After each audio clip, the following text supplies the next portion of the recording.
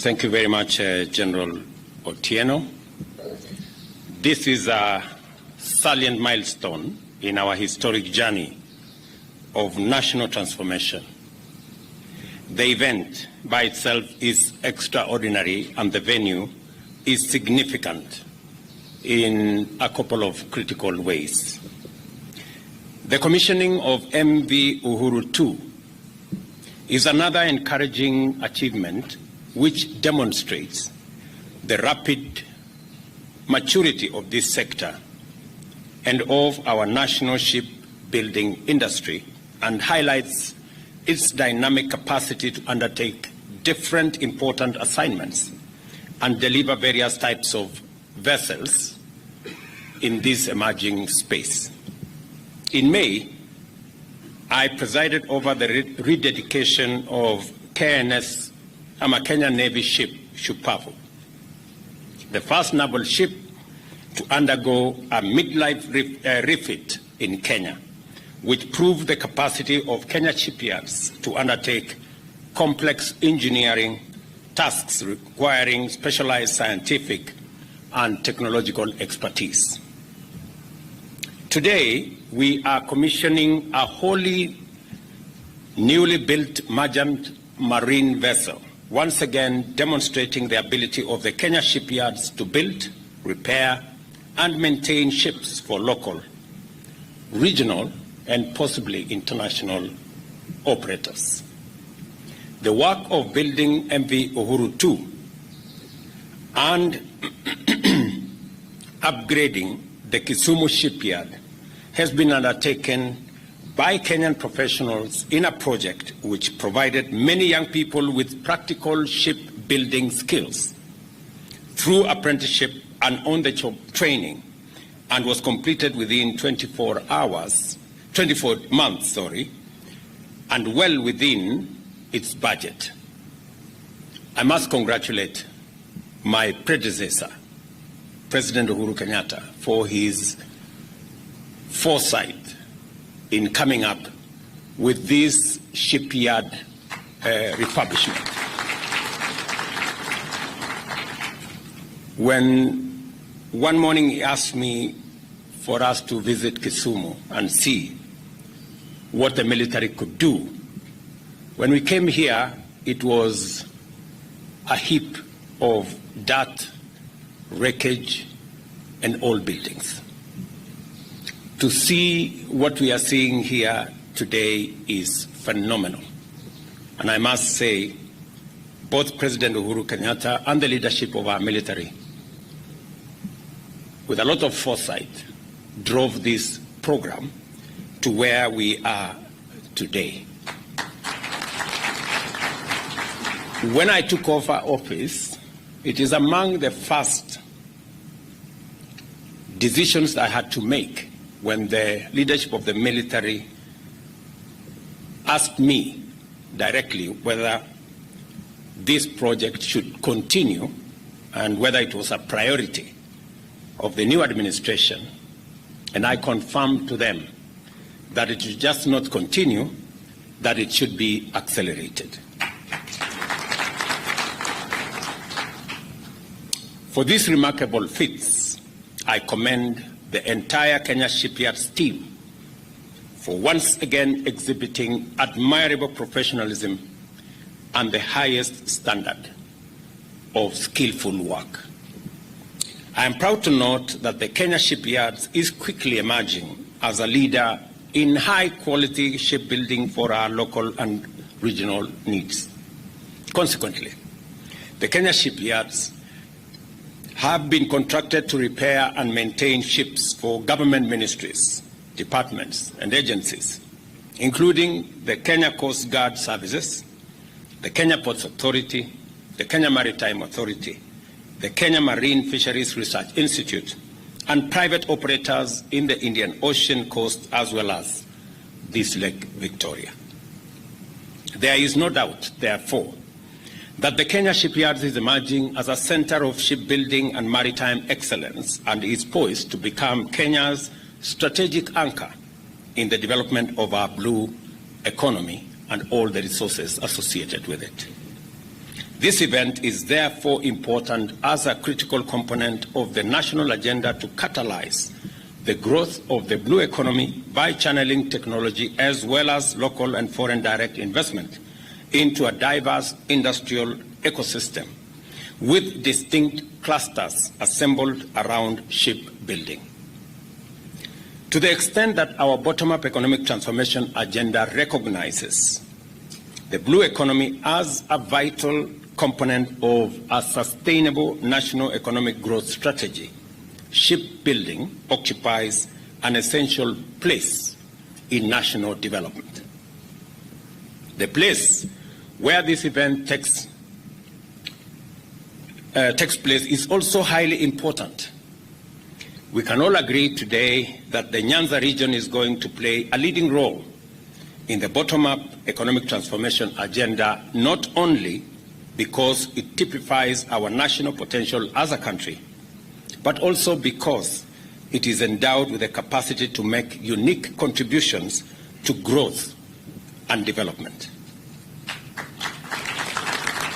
The region is an undisputed leader in the production of crops like cotton, rice, oilseed, sorghum, sweet potatoes, and its famous crop sugar. We have invested in mechanization and extension services together with the revival of irrigation projects. Just 2 weeks ago, the Cabinet made a decision to contract another $40 million facility that would help expand the Lower Nzoia facility that covers both Siaya and Busia to extend an extra 20,000 acres of rice growing under irrigation in the 2 counties.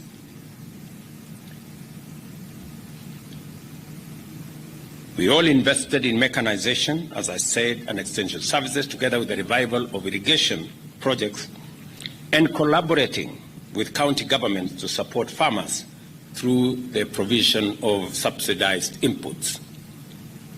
Yesterday, again, I was in Migori, and I did explain to Kenyans in Migori that next year we will equally be expanding the Lower Kuja irrigation program from the current 5,000 acres to 19,000 acres in the program that we have for next year.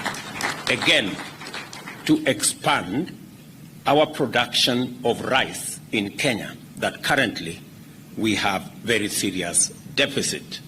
And in fact, it is draining most of our foreign exchange earnings. This is why we are confident that an economic renaissance powered by agro-industrial revival is underway in the region. This will certainly lead to a renewed vibrancy of our ancient lakeside market, Kisumu or Osumu, where the communities of our region gathered to conduct barter trade of highly needed commodities. I was telling Professor Nyang' Nyong'o that the word Osumo, which means exchange of products and goods, barter trade in essence, means the same thing for the communities in this region. Kisumu means the same thing as Osumo. Kisumu in the Kalenjin language and Osumo in the language of this region. So we're all, it's quite an experience. Kisumu has not just been a center of activity for local communities, it has also served as a key regional port city which drives and is driven by activities within the Lake Victoria, the heartbeat of our East African region. Lake Victoria plays a primary role in our region's blue economy in terms of fisheries and the provision of vital transportation links between Kenya, Uganda, and Tanzania, keeping our regional community cohesive and in motion. Through its shipbuilding, maintenance and operations capacity, the Kisumu Shipyard is set to provide indispensable support for regional economic takeoff of the Lake Victoria Basin by facilitating fisheries and maritime transport. By driving the regional economy around the Lake Victoria, the shipyards will therefore contribute to regional integration and the economic transformation of our region. Again, with our Ministry of Blue Economy, along this Lake Victoria from Busia all the way to Migori, we are establishing infrastructure, fishing infrastructure, landing sites along this lake region, 2 landing sites in Busia, 2 landing sites in Siaya, 2 landing sites here in Kisumu, in a place called Asat and in a place called Ogal here in Kisumu, 2 landing sites in Homa Bay, and another 2 landing sites in Migori, including in a place called Sori, where I visited sometime in the past.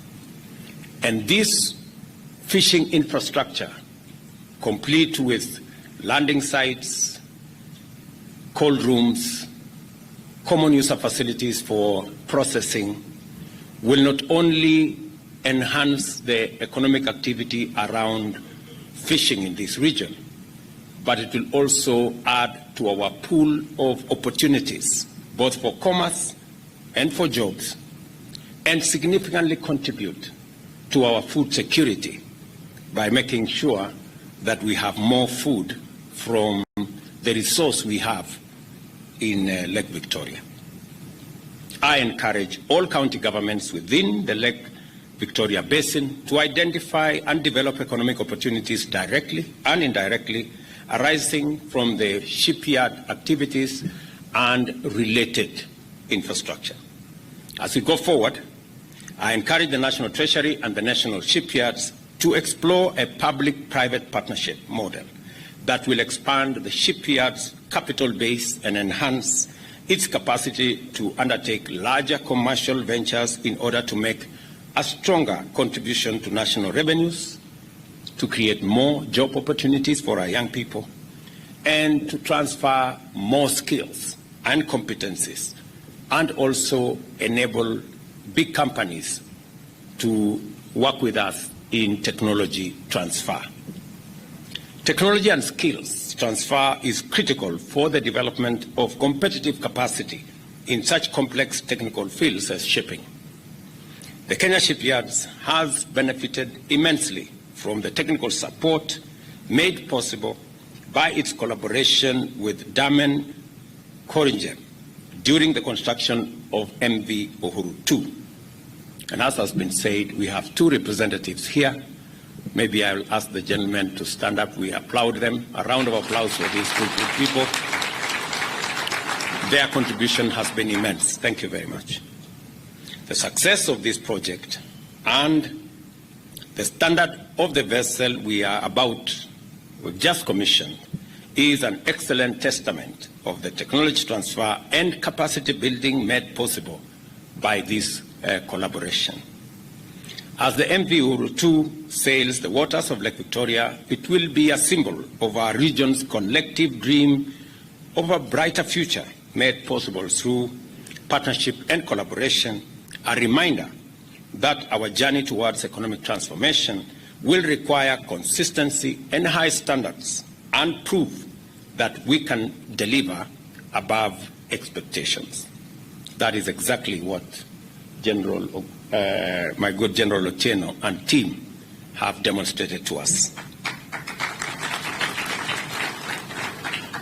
Let me also congratulate the people of this region that today, in the cabinet discussions that we had in this port city of Kisumu, we also received, as part of the ongoing process of the reforms in our sugar industry, Cabinet was briefed of the report that today the certificate from Parliament was submitted to the National Treasury for the ultimate write-off of 117 billion debts that have for a long time saddled the sugar mills, the 5 sugar mills in this region, namely Soni, Chemelil, Moroni, Miwani, Mumias, and also Nzoia.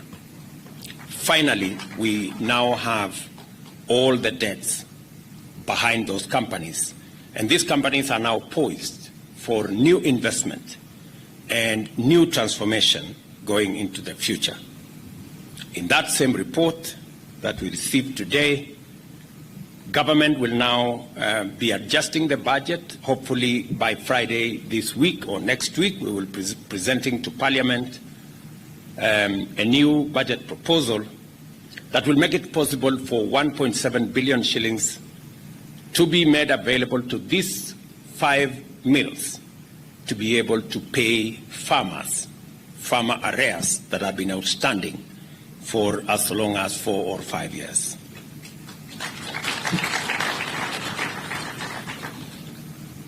What is happening also will set the stage for a leasing program that will see these factories and the mills and the nuclear estates being used to transform and to provide the mechanism for us to turn around these facilities. And as I made a commitment that there will be no privatization of any part, and there will be the land that was contributed by communities and by regions will continue to be land that is that will be for the communities under the county, and that this time round the program will also make it possible for communities using either counties or any other agreed framework for them to benefit from the lease of the facilities, both the nuclear estate and the mills that will be made available to private sector to make sure that they can use it appropriately. It is my intention that, unlike in the past, where nuclear estate and all the facilities put together by government are made available and they have no benefit, no accruing benefit to communities and to counties. That is going to change. Today also, we went through the final process of concluding the Gogo Dam end project that will generate additional 8.6 megawatts. And today, again, we approved an investment of $30 million in that project. And we have given a timeline that this should be complete in the next 24 months, not just to increase the contribution of energy from the western part of Kenya, but to also make it much more predictable and reliable. This, again, this investment will make it possible to stabilize our grid and to make sure that we have stable power for both household and manufacturing requirements. Among its many other things that we did is also to agree on how we are going to host both all the tournaments that we have, starting from AFCON to CHAN to SECAFA and to all the others, and to spread all these facilities across Kenya. I know Professor Anyang' Nyong'o is on record as making his position known as to where is the place of Kisumu in hosting these facilities. I want to confirm to you, Professor, that we have taken into account the place of Kisumu in hosting at least some of the tournaments that we have spread across the country.